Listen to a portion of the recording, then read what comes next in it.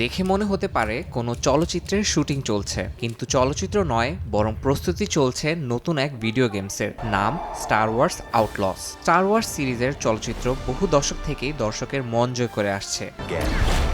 গেমে খেলোয়াড়রা নতুন চলচ্চিত্র কায় ভেস এবং তার সঙ্গী নিক্সের ভূমিকায় অবতীর্ণ হবেন। কায় ভেস একজন চোর থাকবেন, তার প্রধান লক্ষ্য হবে টিকে থাকা এবং বড় ধরনের একটি চুরির মিশন সফলভাবে সম্পন্ন করা।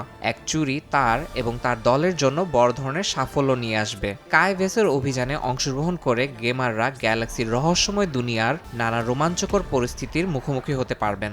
The moment we signed the deal with Lucas, we start researching into everything that was done in terms of original saga, right?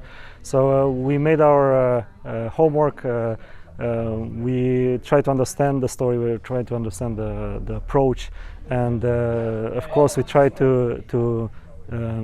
build the story up in a way that it doesn't break what was created.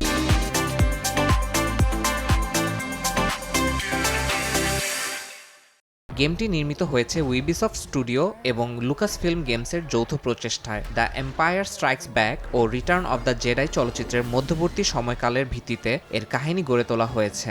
মূল Star Wars কাহিনীর সঙ্গে সামঞ্জস্য রেখে video গেমটির গল্প তৈরি করা হয়েছে। Open world পদ্ধতিতে তৈরি এই গেম খেলোয়াড়দের স্বাধীনভাবে গেমের পরিবেশ অন্বেষণ ও পরিবর্তনের সুযোগ দিবে, যা খেলোয়াড়দের প্রচলিত গেমের সীমাবদ্ধতার বাইরে নিয়ে যাবে।